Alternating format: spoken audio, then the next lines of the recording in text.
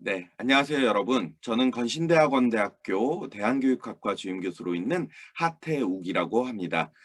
오늘 여러분들과 아마 이미 이 야코펙트 선생님의 말씀, 뭐 이미 우리가 지난 8차 시 동안 1년 가까운 시간 동안 민주교육이 무엇인지에 대한 이야기들을 아주 구체적으로 나눴었던 것 같고요.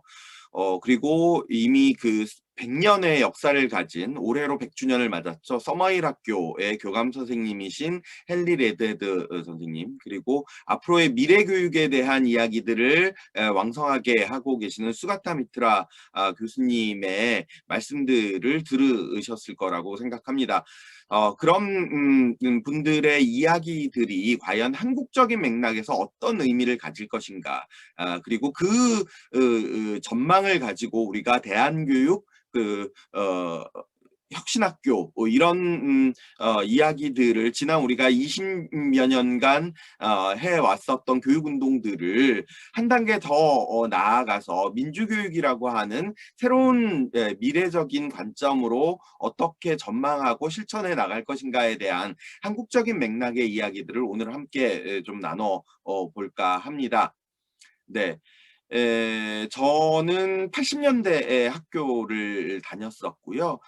소위 행복은 성적순이 아니잖아요. 의 시기에 청소년기를 보냈었습니다. 제가 고등학교 3학년이던 89년도에 참교육 운동, 정교조가 설립이 되면서 우리나라에서 이 새로운 교육에 대한 목소리들이 사회적으로 크게 퍼져 나갔었던 시절이었고요. 저 역시 이제 교육에 대한 청소년으로서에 대한 교육에 대한 문제의식이나 고민들이 이 서머힐 학교라고 하는 지금 여기 이 화면에 있는 이 홍대 김은산 교수님이 해주셨던 번역해주셨던 서머힐에 대한 책을 읽고 새로운 교육에 대한 비전을 갖게 됐던 것 같습니다. 그래서 제가 어떻게 하면 새로운 교육이 만들어질 수 있을 것인가에 대한 고민을 가지고 공부들을 해왔었고요. 그게 때로는 대한교육이라는 이름으로, 때로는 혁신학교라는 이름으로, 또 최근에는 마을교육 공동체나 미래교육이라는 이름으로 진행되어 왔었지만, 실제로 저에게는 교육이 어떻게 하면 변화할 수 있을 것인가, 그리고 아이들이 보다 자기에게 맞는 교육들을 스스로 찾아갈 수 있는 이 체제는 어떻게 가능할 것인가에 대한 고민, 그것으로 인해서 우리가 근대 교육의 틀들을 좀 깨고 새로운 교육들을 만들어 보자라고 하는 고민들이 제 속에는 있었을 것 같습니다. 그런 의미에서 저한테 가장 중요한 경구 중에 하나입니다. 존 듀이가 이야기했었던, 우리가 오늘도 어제처럼 가르친다면 그것은 내일의 아이들을 빼앗는 일이 될 것이다 라고 하는 이 말이 저에게는 여전히 중요한 화두로 자리 잡고 있고요. 그런 의미에서 내일의 아이들을 어떻게 우리가 가르칠 수 있을 것인가, 길러낼 수 있을 것인가 하는 고민을 가지고 다음 이야기들을 같이 나눠 보도록 하겠습니다. 대한민국을 학력주의 사회라고 얘기하죠. 그런데 그때의 학력이라고 얘기하는 것은 한자로 쓸 때 학교를 다닌 이력, 그러니까 어떤 학교를, 어느 학교를 언제까지 다녔는가, 소위 가방끈, 가방의 브랜드와 관련된 문제인 건가 하는 고민이 좀 듭니다. 사실은 우리가 학력주의라고 얘기할 때 중요한 것은 배웠던 이력이 아니라 무엇을 배울 수 있는가에 대한 우리의 배움의 능력들을 길러내는 것이라고 얘기할 때 학교가 최근에 코로나 사태로 문을 닫는 것이 굉장히 사회적인 문제로 등장했지만, 단순히 학교를 물리적으로 여느냐 마느냐의 문제가 아니라 실제로 문 연 학교에서도 아이들이 모두 다 자고 있는 이런 상황들을 과연 우리가 학업이 일어나고 있다라고 볼 수 있는 것이냐의 문제의식들이 있을 수밖에 없겠죠. 그런 의미에서 우리가 혁신, 교육혁신이라는 표현들을 많이 하는데 혁신이라고 할 때 혁자는 가죽혁자입니다. 네, 가죽혁자는 가죽 피자와 다르죠. 피자는 단순히 피상적이다라고 얘기할 때처럼 겉껍데기를 이야기한다면 혁자는 우리가 가죽을 벗겨내서 무두질한 것으로 완전히 새로운 가죽을 새로운 그 성질을 가지고 새로운 제품을 만들어냈을 때 비로소 우리가 네, 가죽 혁자를 쓸 수 있습니다. 그런 의미에서 혁신이라고 얘기하는 것, 영어로는 이노베이션이죠. 새롭게 하다라고 하는 라틴어 이노바레에서 출발한 단어인데 이것은 단순히 무언가를 개선한다고 얘기하는 임프루브먼트와는 완전히 다른 개념. 인 겁니다. 기존의 프레임과 패러다임을 그대로 둔 채로 네, 조금씩 그것을 잘 작동하도록 만들겠다라고 얘기하는 임프루먼트와 우리는 기존의 체제를 완전히 다른 방식으로 상상하겠다라고 얘기하는 이노베이션은 그 차이가 근본적으로 있을 수밖에 없다는 거죠. 그래서 혁신의 아버지라고 불리는 조지프 쉼페터는 혁신이 창조적 파괴가 전제되어야 한다. 네, 기존의 패러다임과 프레임을 그대로 둔 채로 일어나는 것은 임프루브먼트, 개선일 뿐이지 네, 혁신이 아니다. 그래서 그것을 통해서 기존의 패러다임을 해체하고 그것을 새롭게 신결합함으로써 내부로부터 우리 스스로가 이것을 변혁해 나가는 것이다. 그런 의미에서 개혁은 외부의 힘이 들어오는 것을 개혁이라고 우리가 얘기한다고 한다면 내부로부터 변혁되는 것이 이 혁신일 것이다. 그래서 우리 교육에 연관되어 있는 우리들, 교사들, 학생들, 학부모들의 힘으로 그리고 저 같은 연구자들이 함께 참여해서 우리가 이 교육을 바꿔내지 않으면 안 될 것이다 라고 하는 네, 이야기들이 전제되는 것이죠. 같은 맥락에서 네, 우리는 지금까지 대안교육이라고 하는 것 혹은 혁신학교도 마찬가지입니다. 기존의 발상들을 계속해서 공교육은 변화할 생각이 없고 공교육에 적응 못하는 학교 부적응 학생들을 학업 중단을 대책을 세워주기 위해서 네, 이 학교 밖 청소년들을 학교로 돌려보내기 위해서 학업 중단 대책으로서 공교육의 보완제로 계속해서 써왔었다라고 말씀드릴 수 있습니다. 그러나 이제는 우리가 그런 방식으로 네, 공교육은 변화하지 않은 채로 거기에 적응하지 못하는 소수의 문제적 학생들에 대한 대책으로서 대안교육을 써 나가는 것이 아니라 네, 보다 미래적인 교육 대안으로서 새로운 교육 혁신, 미래 교육, 그리고 교육적 다양성들을 확보하는 방식으로 진학의 위주가 아닌 진로의 문제들을 새롭게 고민하면서 마을교육 공동체와 함께 결합하는 새로운 혁신 선도제로 파일럿 스쿨로서의 대안교육과 대안학교들이 고민되어야 한다. 기존의 패러다임이라고 하는 상자를 머리에 쓰고 우리가 새로운 교육을 만들어내기는 어려울 것이다. 앞으로 달려나가고자 한다면 완전히 다른 방식의 새로운 형태의 교육, 새로운 어떤 발상이 우리에게는 분명히 필요하다라는 말씀을 드릴 수 있을 것 같습니다. 그런 의미에서 네, 제가 만평 하나를 함께 보고자 합니다. 배경은 어느 국제학교고요. 선생님이 학생들에게 질문을 합니다. 다른 나라에서 일어나는 식량 부족 사태에 대해서 여러분들 자신의 의견이 어떠한가? 아프리카 학생이 물어보죠. 식량이라는 게 뭡니까? 아프리카에 식량이 부족하다는 풍자인 건 거죠. 유럽 학생도 물어봅니다. 부족하다는 건 뭐죠? 네, 이 너무 풍족한 사회라 부족함을 모른다는 얘기죠. 미국 학생이 물어봤습니다. 다른 나라라는 건 뭔가요? 네, 세상엔 미국만 있는 줄 안다라는 풍자인 거죠. 중국 학생이 물어봤습니다. 자기 의견이라는 건 뭡니까?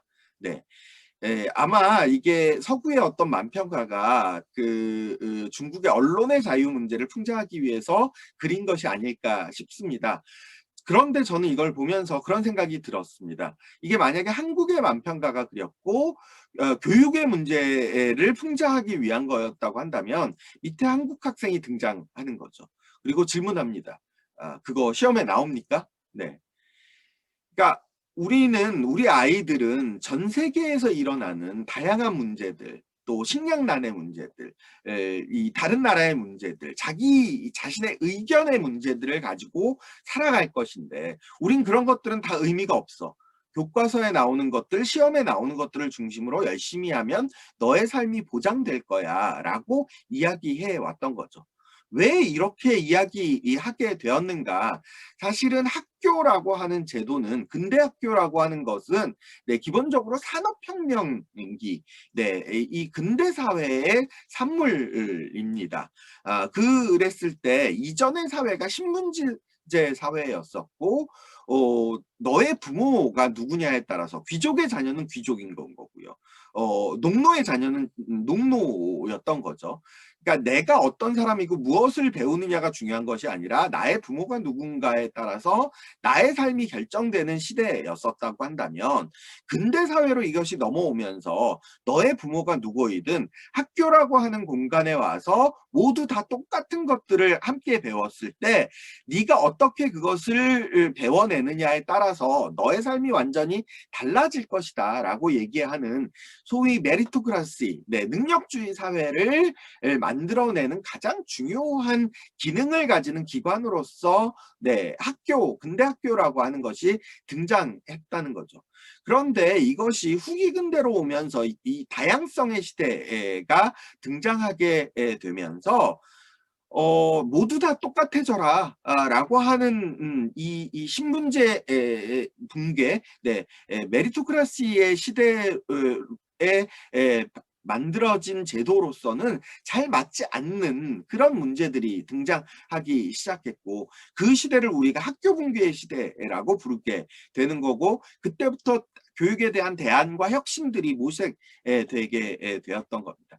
그런데 이 시기에 우리가 단순히 붕괴되는 학교를 막기 위해서 학교를 다시 붕괴되지 않도록 막자, 학교를 재기능하도록 하자라고 하는 욕구만으로 충분했던 것인가에 대한 고민이 좀 생겨나는 거죠.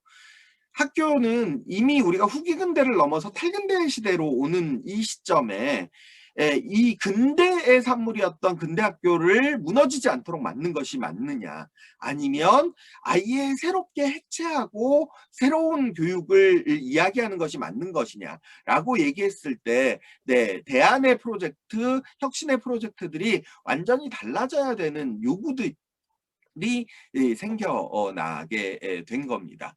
그런 또 한 축으로는 교육이 원래 공교육이라고 얘기하는 것은 국가가 공적 자금을 통해서 민주시민을 양성하고자 하는 것이었다고 한다면, 현재는 개인이 알아서 부의 대물림을 통해서 강화함으로써 개인의 출세와 부귀영화를 보장받는 방식으로 쓰이고 있다는 거죠.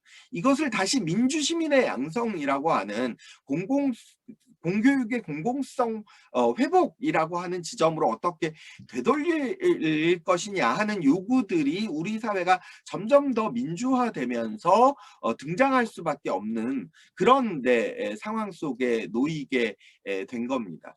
그런 의미에서 우리가 미래교육, 민주교육을 이야기하게 된 건 거고요.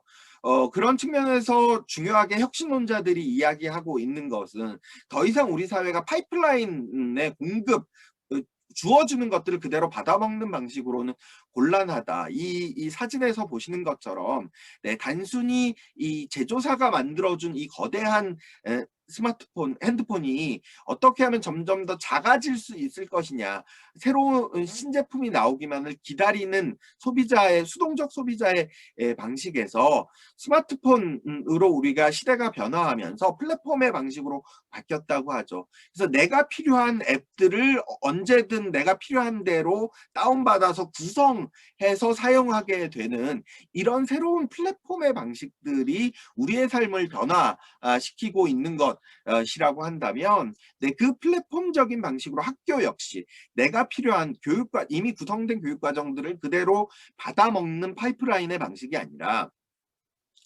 새로운 교육의 방식, 미래 교육의 방식이라는 건 내가 필요한 교육의 자원들을 스스로 구성해서 스스로 만들어 나가는 그런 의미에서 내가 스스로 교육에 참여한다, 구성한다, 주체다라는 의미에서 민주교육이라고 하는 말을 쓸 수 있게 되는 것일 거고요. 그것을 통해서 우리가 만들어내고자 하는 것은 결국은 기업가 정신일 겁니다. 우리나라에선 사실 기업가라고 하는 인식이 썩 긍정적이지만은 않지만 서구에서 기업가라는 건 오히려 혁신가, 도전가라는 의미로 쓰입니다. 먼저 자기 이해가 있어야 하고요. 내 자신을 잘 알 때 세상에 어떤 문제가 있는지를 아주 민감하게 파악하는 거죠. 그리고 그것을 어떻게 바꾸어내야 더 나은 상태로 갈 것인가에 대한 분명한 욕구가 있는 사람들입니다. 그걸 누가 시켜서가 아니라 자기 주도적으로. 또 기존에 있던 방식이 아니라 아주 창의적인 방식으로 어떻게 이것을 풀 수 있을지 탐색하고 설치하고 구성하고 실행해 보는 거죠. 그게 항상 잘 되진 않습니다. 시행착오들을 여러 번 거치면서 수정하고 문제 해결을 해내는 그것을 통해서 자기가 이 문제 인식했던 것이 해결되는 경험들을 하는 거죠. 근데 그것이 나만을 위한 것이 아니라 지속 가능성을 확보함으로써 모두에게 이롭게 되는 진정한 홍익인간의 정신을 실현해내는 것입니다. 그것으로 우리가 수익을 내게 되면 사업가, 비즈니스맨이 되는 거고요. 그것으로 어떤 가치를 창출하게 되면 사회적 기업가가 되는 거고요. 그것을 뭔가 공적 자금들을 통해서 지원을 받아서 사회적으로 봉사하게 되면 사회사업가가 되는 겁니다. 모두 다 이 사회를 바꿔내겠다. 불편함을 창의적으로 수정함으로써 모두에게 이롭게 하겠다라고 하는 그 혁신 정신으로 변혁가의 기반된 그래서 저는 기업가 정신이라는 표현보다 엔터프레너십은 변혁가 정신으로 변혁되는 게 더 옳지 않은가라는 생각을 가지고 있습니다. 그것을 실험하게 하는, 그것을 실현하게 하는 곳이 바로 학교여야 할 것이다. 역시 우리 사회가 이 미래 학교라고 특히 요즘 코로나 시대를 거치면서 주목받게 된 학교들을 제가 분석해 봤더니 기본적으로 이 학교가 길러주고자 하는 것들이 이 소프트 스킬이라고 불리는 4C 커뮤니케이션 스킬, 크리에이티비티, 크리티컬 싱킹, 콜라보레이션 이 4가지의 소프트 스킬들을 길러주는 학교들을 우리가 미래 학교라고 부르더라는 거죠. 그걸 하기 위해서 학생들은 자기주도적으로 프로젝트들을 기획하고 그게 혼자만의 기획이 아니라 함께 만드는 모두학습으로서 다양한 사람들이 연령, 국적, 인종, 문화 배경, 나이들을 다 뒤섞인 다양한 사람들이 함께 거꾸로 수업을 통해서 지식을 먼저 배우고 그것들을 함께 실현해보는 프로젝트의 방식들로 기업가 정신을 실현하고 있고 그걸 단순히 우리 집에서 내 컴퓨터에서만 하는 것이 아니라 지구적으로 사고하고 지역적으로 실현하는 글로컬의 정신으로 그걸 실제로 실현해내기 위해서 전 세계를 떠돌아다니면서 노마드식으로 학교 안팎을 넘나들면서 배우고 있더라는 거죠. 그런 것을 우리가 미래 학교다라고 얘기했을 때 진정한 민주교육의 실현들, 나의 배움의 욕구들이 반영되고 구현되는 형태로 우리가 교육들을 만들어 가고 있더라는 겁니다. 또 한 축으로 미래 교육에서 우리가 중요하게 봐야 될 것들은 이 우리의 삶이 놀이와 휴식과 일과 배움의 경계가 점점 무너지고 있다는 겁니다. 이 사진은 구글의 그 일터의 사진인데요. 이것이 놀이터인가, 휴식 공간인가, 이 창작의 공간인가, 배움의 공간인가를 살펴보면 사실은 그걸 따지는 게 무의미해지는 거죠. 또 한쪽으로는 애플 스토어라고 하는 공간을 우리가 주목해 볼 필요가 있습니다. 단순히 이 기기를 파는 판매 공간이 아니라 그 기기를 통한 이 경험들을 제공하는 공간이죠. 경험의 제공이라고 하는 것. 그랬을 때 내가 원하는 경험을 스스로 조직하고 조작해보고 거기에서 안 되는 것들을 이 파란색 옷을 입은 직원들이 언제든 내가 손만 들면 달려와서 함께 도와주면서 그것들을 풀어내주는 미래의 학교의 공간은 이런 경험과 실험과 실천의 공간, 또 놀이와 휴식과 일과 배움의 경계가 없는 공간이어야 하지 않는가. 그래서 기존에는 학교의 모든 이 자원들이 결합되는 집중되는 방식이었다고 한다면 이제는 지역사회를 중심으로 해서 모든 자원들이 연계되는 방식으로 새로운 학교의 틀들을 우리가 구성하지 않으면 안 될 것이라고 생각하고요. 그래서 20세기 교육에서 계획하고 계획대로 하기 위해서 인내하고 누가 더 잘 인내하는가를 경쟁하던 시스템에서 이제는 내가 흥미로운 것들을 언제 어디서 어떻게 만날지 모르는 이 소위 덕통사고라고 요즘 젊은 친구들이 인터넷 용어로 얘기합니다. 내가 좋아하는 것, 덕질할 만한 것들을 순식간에 만나게 되는 어떤 순간에 맞닥뜨리게 되는 영어로 인카운터라는 단어를 쓰죠. 네, 그 인카운터하는 것들을 만났을 때 아주 즐기게 되고 누가 시키지 않아도 밤을 새워서 그것들을 하게 되는데 그것을 어떻게 함께 나눌 수 있을 것인가. 혼자서 침잠하는 은둔형 외톨이가 아니라 함께 나눌 수 있는 협업의 장으로 이끌어낼 것인가. 이걸 격통사고를 유발하고 그것들을 즐거움을 추구할 수 있도록 조장하고 협력을 연계해주는 이 새로운 교육체제로서 개인의 배움들을 공동체의 배움으로 확장해 나가는 그 게임의 법칙이 이미 바뀌어져 있다. 미래교육이라고 하는 것이 이미 만들어져 있다. 이 민주교육이라고 하는 것이 우리 지난 8차식 동안 야코페트 선생님과 함께 살펴봤던 대로 이미 구성되어 실현되고 있는 것이다. 게임은 이미 바뀌었다라고 하는 지점들을 분명하게 인식하고 새롭게 만들어 나가야 될 필요들이 있겠다. 그래서